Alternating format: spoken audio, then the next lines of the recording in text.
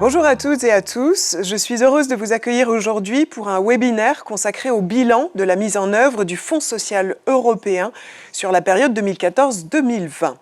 Quelles sont les principales thématiques qui ont été couvertes? Quelles actions ont été développées et pour quel public? Avec quels résultats? C'est ce que nous allons voir tout au long de ce webinaire sur le bilan du FSE en France. Et pour ce faire, je suis accompagnée aujourd'hui des représentants des cabinets conseils qui ont travaillé sur le sujet, Sophie Bensadoun et Sébastien Guilbert. Et je vais tout de suite leur demander de se présenter. Bonjour Sophie Bensadoun, vous travaillez-vous pour le cabinet Amios? Bonjour Émilie, oui, je suis consultante au cabinet Amios, je suis directrice du pôle Europe et donc nous nous occupons d'accompagner les différentes autorités de gestion nationales et régionales ainsi que l'ensemble des gestionnaires et des opérateurs liés au Fonds social européen et de façon plus globale liés au Fonds européen depuis 4 générations de programmes. Merci Sophie. Avec nous également Sébastien Guilbert donc pour le cabinet Edater. Bonjour Sébastien. Sébastien Guilbert, je suis effectivement le directeur exécutif de la société Edater et on est spécialisé en conception, suivi, pilotage et évaluation de politique publique. Et un de nos périmètres d'activité et d'expertise, ce sont les politiques et les programmes européens. Et on intervient sur l'ensemble des fonds européens, le PDR, le FEADER, le FEAMP et bien évidemment le FSE depuis plusieurs générations. Merci Sébastien. Alors juste avant d'attaquer, un petit commentaire sur les travaux que vous avez effectués. Oui, donc peut-être rappeler en introduction que le bilan que l'on vous présente aujourd'hui s'appuie sur les données de suivi et de gestion arrêtées à mars 2020. Donc on a pu compiler et analyser l'ensemble des données qui nous ont été remontées des autorités de gestion, à savoir l'État, et l'ensemble des conseils régionaux, donc qui sont les gestionnaires du FSE en France, pour pouvoir interpréter, contextualiser et analyser ce que nous faisait ressortir le bilan de la programmation du FSE en France. Merci beaucoup. Alors, avant de nous lancer tout de suite dans le bilan, je vous propose un petit rappel sur le FSE avec les principaux chiffres clés. On commence tout de suite par les chiffres des programmes opérationnels.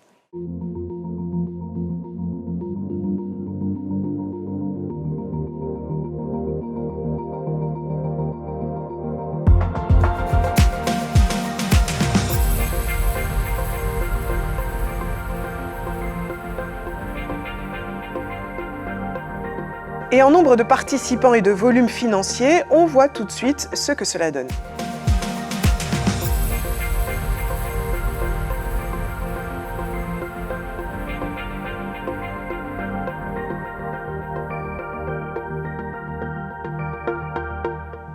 Il s'agit des principaux chiffres clés que vous pouvez retrouver en ligne, accompagnés de l'ensemble du bilan. Pour cela, vous vous rendez à l'adresse fse.gouv.fr. N'hésitez pas à vous y reporter, vous trouverez tout l'ensemble du bilan. Et pour aller tout de suite plus en détail, je vais demander à Sébastien de nous faire part des principales informations à retenir sur ce FSE et cette programmation. Sébastien, quels ont été les thèmes principaux qui ont été abordés par ce FSE? Quelles sont les caractéristiques principales? En gros, qu'est-ce qu'il faut retenir de ce FSE? Alors, peut-être avant de répondre directement à votre question, il me semble important de revenir aussi sur le contexte dans lequel est élaborée la préparation de la programmation du FSE en France pour 2014-2020, puisque la France se trouvait dans un contexte de crise suite à la crise de 2009, avec des enjeux importants en matière d'accompagnement à l'emploi, de formation, et des enjeux importants sur certaines typologie de personnes, de profils, et notamment les jeunes. Et pour répondre à votre question, effectivement, on constate que le FSE s'est concentré sur 3 grandes thématiques, que sont l'inclusion sociale, la formation continue des chômeurs et l'accompagnement vers l'emploi. Donc, ces 3 thématiques embarquent 80%, plus de 80% des montants de FSE France à mars 2020, représente plus de 90% des opérations qui ont été cofinancés par le FSE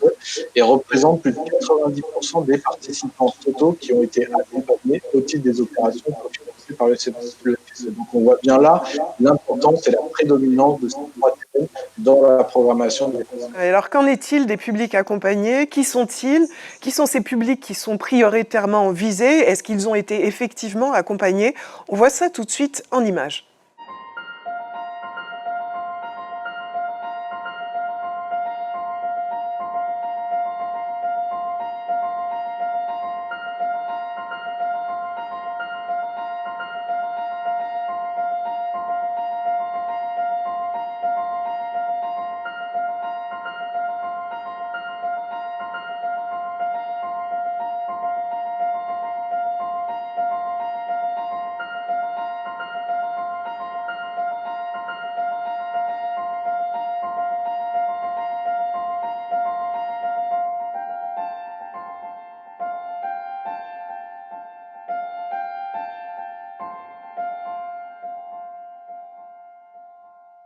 Je me tourne vers vous, Sophie, pour nous parler de ces publics. Est-ce que vous pouvez nous donner des détails sur ces personnes qui sont particulièrement visées par le FSE? Oui, tout à fait. Donc, le FSE 2014-2020 vise trois grandes catégories de publics. Il vise d'abord les personnes en situation de pauvreté ou menacées de l'être. Donc, c'est notamment les allocataires de minima sociaux et aussi les inactifs. Il vise ensuite tous les demandeurs d'emploi et notamment les demandeurs d'emploi de faible niveau de qualification. Et enfin, et c'est une grande particularité de la période 2014-2020, il vise en particulier les jeunes, et notamment les jeunes qui ne sont ni en emploi, ni en formation, ni en études. Alors bien sûr, selon les thématiques, selon les typologies d'action, on va avoir des groupes cibles, c'est-à-dire des publics que l'on va essayer de toucher plus particulièrement par l'un ou l'autre des types d'actions que l'on soutient. Au total, ce sont près de 3 900 000 participants qui ont été accompagnés dans le cadre d'actions financées par le FSE dans à peu près 17 000 opérations qui accompagnaient des publics. Donc, on a un grand nombre de participants avec les catégories que l'on a pu voir. Ce qui est marquant, c'est qu'on a 35% de ces publics qui sont des moins de 25 ans. Alors, bien sûr, c'est un des effets de l'IEJ, c'est-à-dire de l'initiative pour l'emploi des jeunes, mais pas seulement. En fait, on le dira à plusieurs reprises, on retrouve les jeunes dans beaucoup de types d'opérations qui ont été soutenues par le FSE et on voit que les acteurs des politiques publiques se sont saisis de ce sujet pour pouvoir les accompagner. Ce que l'on note également, c'est que l'on a 58% des publics accompagnés qui sont des personnes de bas niveau de qualification. Donc là, on touche directement une partie de la population particulièrement vulnérable sur le marché du travail. Et donc, le FSE va les accompagner sous différentes formes, là aussi, pour pouvoir les aider, soit dans l'emploi, soit vers l'emploi. Enfin, on note un certain nombre de publics différents. On a 43% d'allocataires des minima sociaux. Donc, je le disais, on est bien sur les cibles initiales du FSE. On a 6% de personnes en situation de handicap, soit à peu près 230 000 personnes qui sont relevées, j'allais dire, puisque certainement, on a des personnes en situation de handicap qui n'ont pas été répertoriées, mais qui pour autant ont été accompagnées. Donc, on voit bien que selon ces publics, on va avoir des actions différentes pour pouvoir les accompagner, pour pouvoir toucher, je dirais, leurs spécificités, leurs particularités et les besoins et, in fine, pouvoir y répondre. Et cela se répercute directement dans les résultats que nous pouvons observer sur ces publics, puisque tout programme confondu et tout public confondu, ce sont 42% de sorties dites positives à la fin des opérations. Donc, ce sont des sorties positives directement à la sortie d'opération. Donc, bien sûr, les effets et impacts à plus long terme peuvent être différents. Mais là, on est vraiment sur des effets directement positifs, que ce soit en emploi, en formation, et donc que ce soit sur les demandeurs d'emploi ou bien les inactifs. Et lorsque l'on est sur la question de l'emploi, on remarque que les résultats à la sortie sont particulièrement positifs puisque ce sont majoritairement des emplois dits durables, c'est-à-dire de plus de 6 mois. Donc globalement, des résultats qui sont plutôt très encourageants. Je vous propose tout de suite de commencer à explorer plus en détail les différents thèmes du FSE et les résultats donc détaillés qui ont été obtenus pour chacun des publics ciblés. Et on commence tout de suite avec le premier thème, l'inclusion sociale. Et c'est vous, Sébastien, qui allez nous en parler. Il s'agit d'un thème assez central pour le FSE, comme vous l'avez signalé tout à l'heure. Alors expliquez-nous. Oui, tout à fait. C'est ce que je rappelais dans les précédents chiffres. L'inclusion sociale, c'est 30% du FSE programmé en France et 60% de la totalité des opérations cofinancées par le FSE. Et c'est 50% de la totalité des participants accompagnés à mars 2020, sur la totalité des participants accompagnés en France. Donc on voit que c'est une intervention majeure pour le FSE. Cette intervention, elle s'est mise en œuvre dans un schéma particulier puisque ce sont l'ensemble des parties prenantes de la politique d'insertion qui ont été impliquées dans la gestion de cet axe et notamment les conseils départementaux et les PLI qui sont les référents et les coordinateurs des politiques d'insertion sur les territoires et qui ont été les gestionnaires de cette grande thématique. Ce qui est important de noter, c'est que en lien avec le contexte dans lequel s'est définie la stratégie d'intervention du FSE 14-20 en France, on avait positionné des ambitions importantes sur cet axe-là parce qu'il répondait aussi au contexte et à l'accompagnement des personnes les plus éloignées de l'emploi. Il était visé 2 millions de participants accompagnés d'ici 2023 sur cette thématique. Le bilan fait ressortir un état à 1,5 million à mars 2020. Donc très concrètement, cet objectif-là quantitatif va être atteint, ce qui est quand même un volume conséquent de participants et de personnes accompagnées.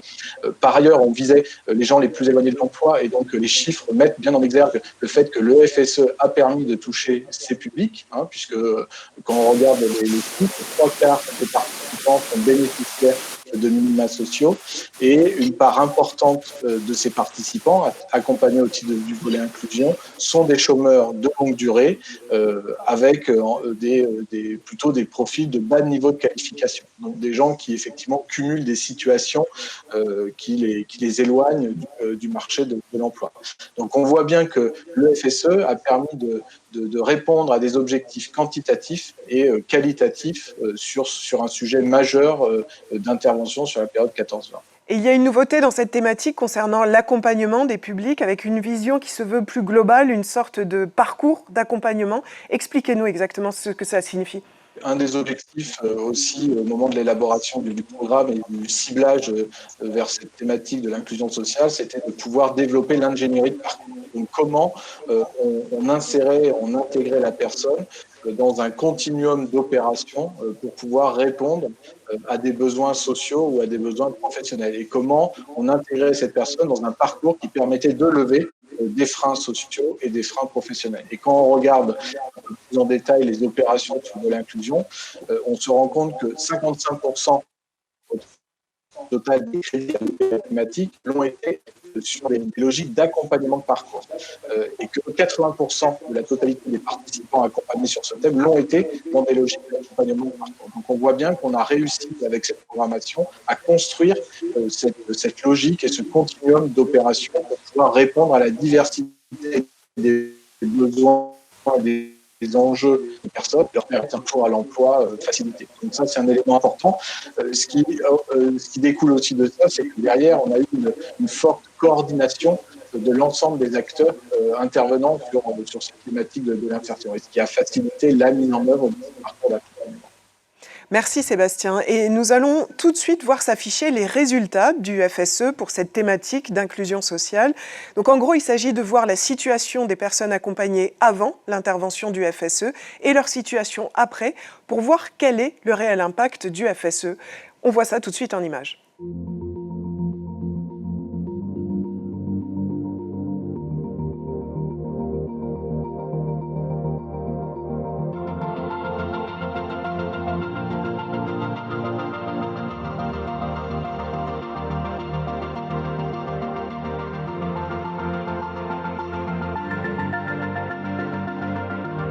Un commentaire, Sébastien, sur ces résultats ?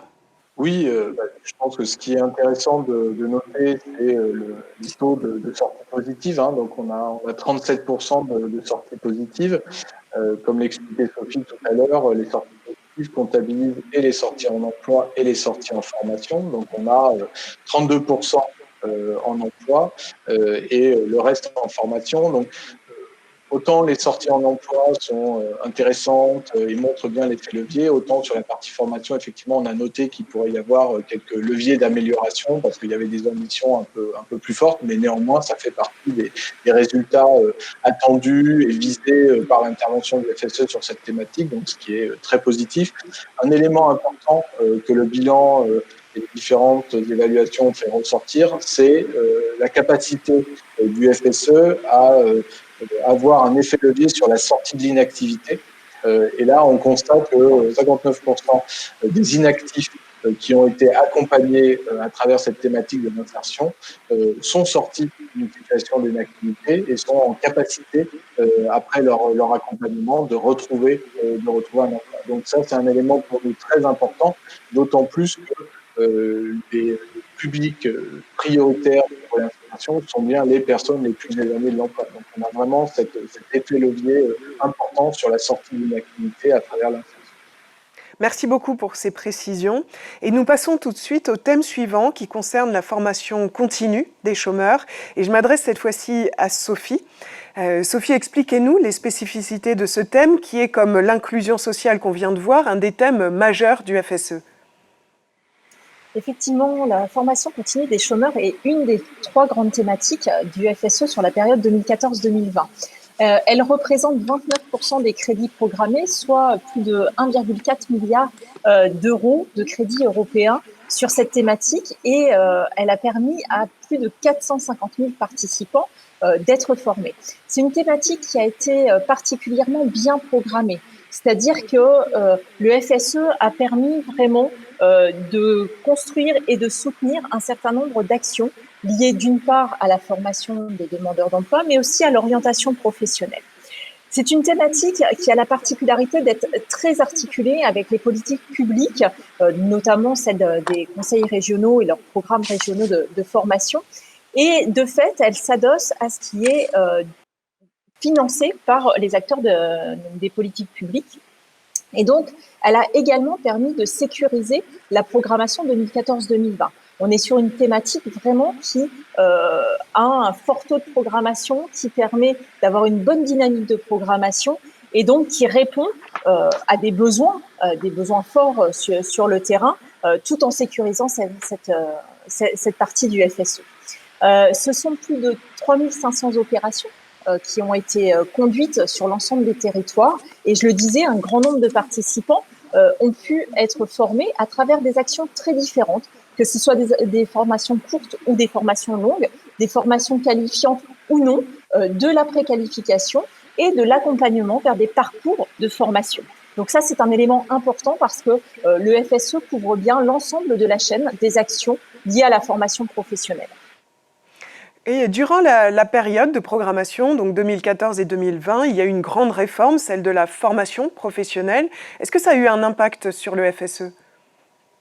Oui, cette réforme, alors je dirais presque ces réformes, bien que évidemment la loi de 2018 est venue impacter encore plus, mais la formation professionnelle a été une des thématiques qui a beaucoup évolué durant la période 2014-2020. Elle a évolué de par le fait d'avoir des besoins qui sont de plus en plus affinés et que l'on perçoit de mieux en mieux, mais aussi sur le système d'acteurs. Il y a eu des grosses évolutions sur le système d'acteurs dans le cadre de la période, et donc c'est venu bien sûr impacter, perturber la programmation FSE. Néanmoins, ça n'a pas empêché de continuer de soutenir les actions de formation des demandeurs d'emploi. C'est simplement un élément qu'il faut prendre en compte dans la dynamique de programmation. Merci Sophie. Et je vous propose tout de suite de regarder l'évolution de la situation des personnes qui ont été accompagnées sur cette thématique, l'avant, l'après, tout en images.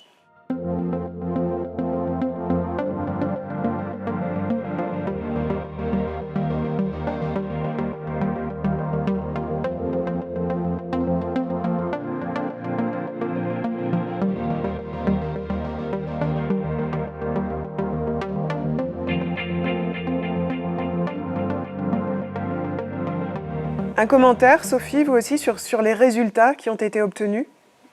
Oui, alors là, de façon plus spécifique, effectivement, nous avons des données en sortie immédiate qui sont positives. Là aussi, on est sur des données qui sont directement à la sortie des opérations, donc il faut prendre avec mesure, puisque lorsque l'on sort d'une opération de formation, cela ne va pas toujours changer immédiatement sa situation. Néanmoins, ce que l'on constate, c'est qu'on a 25% des participants qui sont en emploi alors qu'ils étaient que 10% au moment de l'entrée en formation. Et ils sont 12% contre 6% à l'entrée à être en formation. Cela veut dire que les formations qui ont été financées par le FSE permettent d'être un tremplin, si je puis dire, ou en tout cas une brique qui va ensuite être poursuivie vers d'autres types de formations pour accompagner ces personnes. Donc oui, on peut dire que les résultats du FSE sur cette thématique sont positifs. Merci beaucoup, Sophie. Prochain thème, l'accompagnement vers l'emploi. Et cette fois-ci, c'est vous, Sébastien, qui nous le présentez. Quels sont les points forts de ce sujet ? Oui, donc ce thème fait partie des 3 grands thèmes qui ont été cofinancés par le FSE sur la période 2014-2020. Pour rappel, c'est un peu plus de 1,1 milliard d'euros de FSE qui ont été mobilisés sur cette thématique. C'est 22% du total du FSE en France qui a été alloué à cette thématique de l'accompagnement vers l'emploi. Parmi cette grande thématique, ce qui embarque le plus, je dirais, en volume financier en participants, c'est l'accompagnement des jeunes, puisque c'est presque 60% des opérations qui sont destinées aux NEET, donc les jeunes qui sont dans une situation qui ne sont pas en emploi, pas en formation, donc les jeunes qui ont le plus besoin d'accompagnement. L'intervention du FSE a été combinée et renforcée par l'IEJ, donc l'initiative pour l'emploi des jeunes, qui est venue réaffirmer la place de l'accompagnement des jeunes dans la programmation 14. Vient ensuite l'accompagnement des demandeurs d'emploi et des inactifs. Donc ça représente grosso modo 20% de la programmation sur le thème. Et c'est notamment porté par l'emploi avec l'accompagnement global.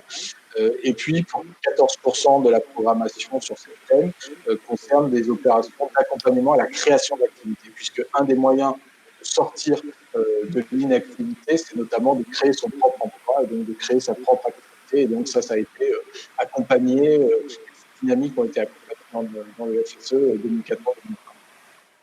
Et tout de suite, on regarde les résultats du FSE sur cette thématique de l'accompagnement vers l'emploi, tout ça en images.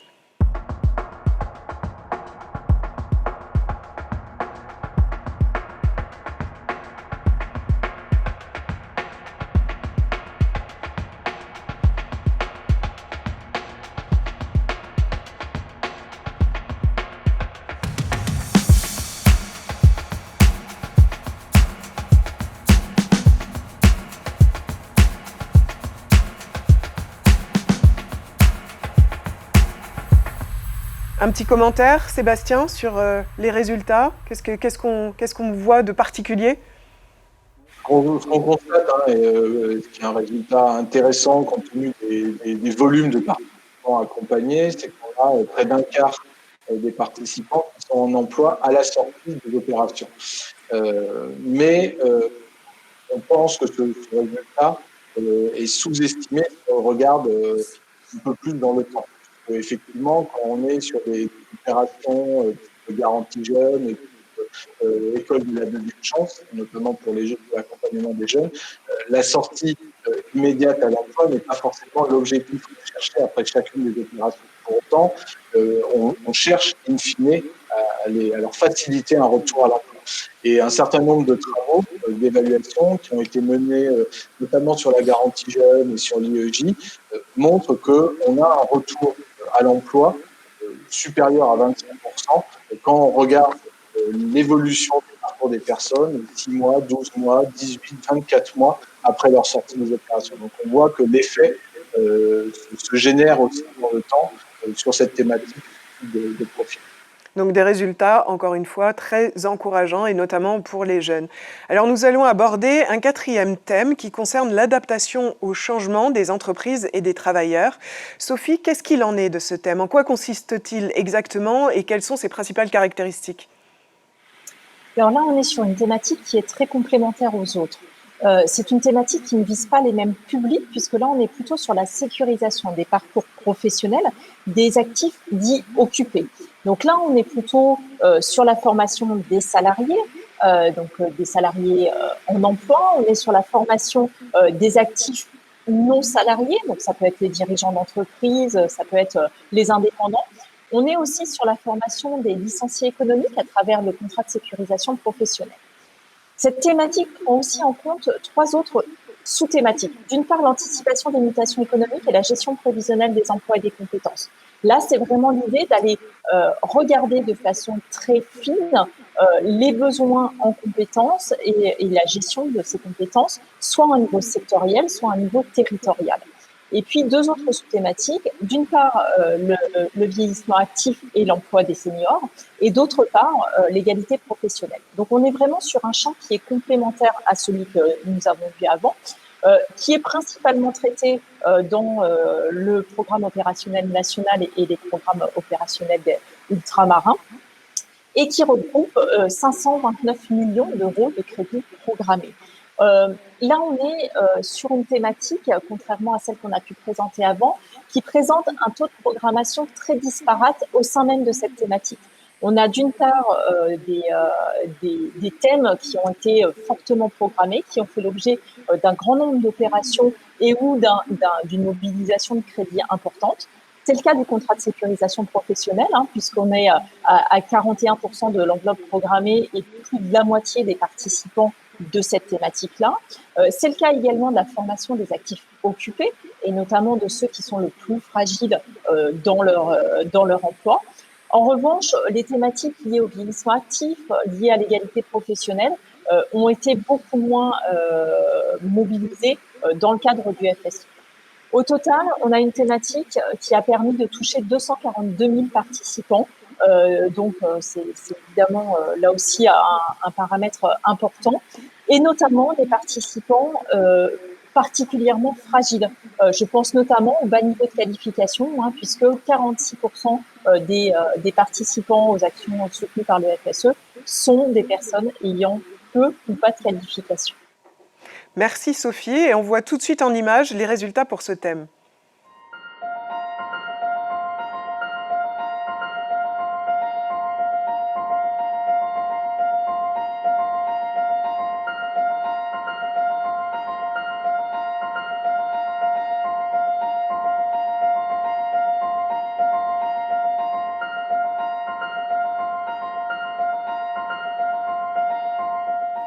Vous disiez qu'il y avait certaines thématiques qui étaient un peu moins couvertes. Qu'est-ce que vous pensez là quand on voit afficher les résultats, Sophie?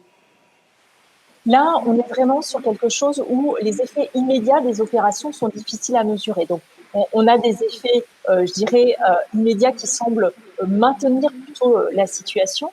Ce qu'il est important de voir, c'est l'impact à long terme sur ces personnes, puisque lorsque l'on suit une formation, on n'a pas et lorsque l'on est d'ores et déjà en emploi, ça n'a pas forcément un impact direct, mais plutôt un impact indirect. Donc là, il y a notamment des travaux d'évaluation d'impact qui sont conduits à l'heure où nous parlons, et donc qui produiront des éléments sur l'impact de cette thématique sur les participants à plus long terme. Merci Sophie. Et si vous voulez avoir tout le détail des résultats et des données que nous détaillons là, vous vous rendez sur le site fse.gouv.fr et vous aurez tout l'ensemble du bilan. On attaque la dernière thématique avec vous, Sébastien. Il s'agit de la formation initiale qui est principalement gérée par les régions. Expliquez-nous. Oui, effectivement, sur cette thématique de la formation initiale, on rentre plus particulièrement dans le périmètre de compétences et d'intervention des régions, et notamment avec l'apprentissage, puisque le soutien à l'apprentissage fait partie de cette grande thématique, et 75% des montants programmés de FSE sur cette thématique de la formation initiale le sont et sont dirigés vers le soutien soutien à l'apprentissage. Ça représente 50% au total des participants qu'on a accompagnés. De manière un peu plus minime, il y a eu des interventions autour de l'accès à l'enseignement supérieur. Donc cette thématique-là vise aussi à accompagner la lutte contre le décrochage scolaire. Donc on a une grande thématique orientée toujours et encore vers les jeunes et comment on leur permet de rentrer, sécuriser leur parcours dans la formation pour, in fine, avoir une entrée facilitée et accélérée sur le marché de l'emploi. On voit qu'il y a toujours cette cible des jeunes qui est particulièrement importante dans le FSE. Tout à fait, oui, tout à fait. On retrouve ce public jeune très présent dans les participants. Et là, ce qu'on observe, c'est que sur les résultats de ces opérations, on a un maintien et un accès renforcé à la formation. Donc, on répond bien là aux objectifs de lutte contre le décrochage et on répond bien également aux objectifs d'accès à la formation notamment pour les jeunes, pour leur permettre d'acquérir les compétences nécessaires à une entrée, je dirais, sécurisée, ou en tout cas la plus sécurisée possible sur le marché du travail. Merci Sébastien. On regarde tout de suite l'évolution de la situation des participants sur cette thématique et le tout en images.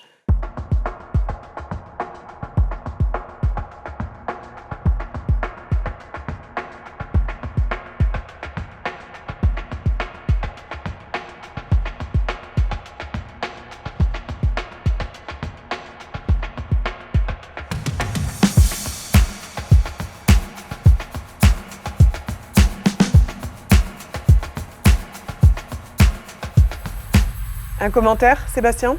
C'est ce que je disais précédemment. On a vraiment ce qui ressort, c'est vraiment ce maintien dans la formation et cet accès à la formation qui est renforcé. C'est vraiment ces deux approches qu'il faut pouvoir retenir.